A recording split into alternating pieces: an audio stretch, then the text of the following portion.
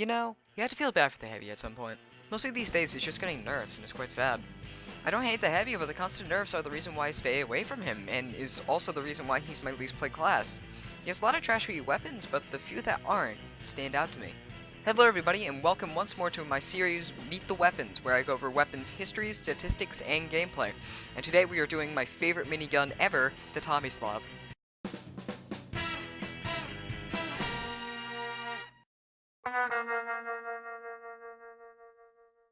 The Tomislav, or as the Heavy calls her, Svetlana, started out as one of the most overpowered guns in the game. An overpowered minigun for Heavy. Yeah, right, it's weird to think about, ain't it?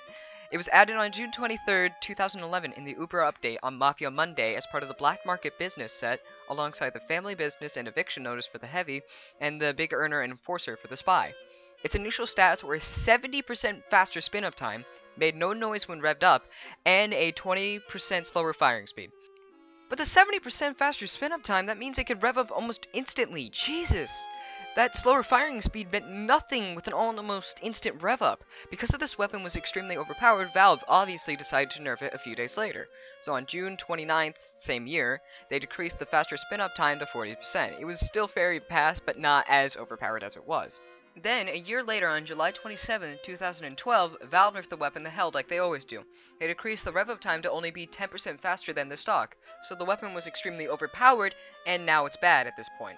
But wait, there's more! On July 18th, 2014, on the Love and War update, Valve nerfed all miniguns across the board, so now they all have a damage and accuracy ramp-up after they start firing. The gun's full accuracy and damage will be reached after 1 second of firing. Then finally, on July 2nd, 2015, on the gun metal update, the Tomislav was buffed a bit. It was given a new stat of 20% more accurate, and the faster spin-up time was increased from 10% to 20%. So the gun went from overpowered to awful to a pretty good weapon now. Anyway, enough about that, let's get into the statistics of the weapon.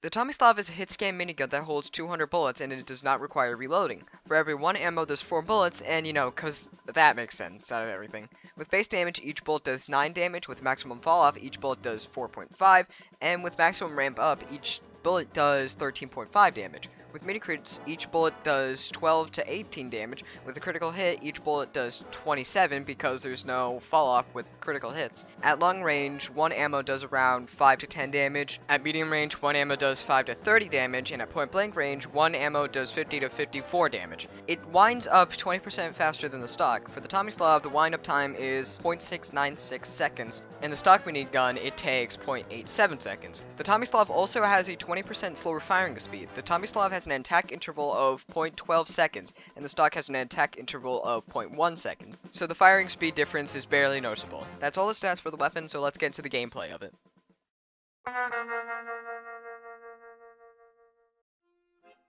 The gameplay with the gun is actually pretty good. It has a slower firing speed, but it's barely noticeable, and it is more accurate, so it potentially does more damage at long range than the other miniguns. And with the faster rev-up time, it makes it so you can get out damage faster, but at the cost of doing less over time. When fighting other people and other heavies, it's a really big advantage to get to shoot first. I find it to be a better weapon on defense, as it has a lower DPS, but it revs up pretty fast. It's better for defense than offense, but that doesn't mean it's not good at it, but other miniguns are better, such as the stock. But since it has a slower firing speed than the others, if you meet a rev-up heavy before you are, you're basically dead. It's also pretty good for flanking because of its increased rev-up speed and silent rev. Out of all the miniguns, this is probably my favorite to use, but in some situations it might be better to use the stock or the Natasha, but I feel like the Tomislav is the most versatile and best to use in most situations. It's a shame that the Pyro won the war and we'll have to wait even longer now for new heavy weapons, and the weapons he has right now are either bad or just a waste of a loadout slot. But it is very nice to see that the Heavy still has a few good weapons in his arsenal left. But seriously, Valve, if you're listening somehow, buff the Brass Beast, please. I want to be a super high DPS tank, not a somewhat portable level 2 sentry. Anyway, thank you again for watching another poor quality video of mine, and the next weapon I will go over is the Crusader's Crossbow. Hey, it's me after the video ended. You didn't expect to see me again, did you? You did. This is a thing? Yeah. Alright. Anyway, I made a death montage this time, so hopefully you guys would enjoy that, and I just want to say that I am the best at heavy. I'm not gonna lie. You wanna know why? I did not get enough deaths for this death montage with heavy. I actually had to use a few clips from the previous video about the rift weapons to cover the deaths. I didn't have enough deaths. I could just do more footage, but you know, I have other things to do than play Team Fortress 2, sadly. Anyway, this is always unscripted, by the way. I don't have anything to say. So hopefully you enjoy this death montage. I hope.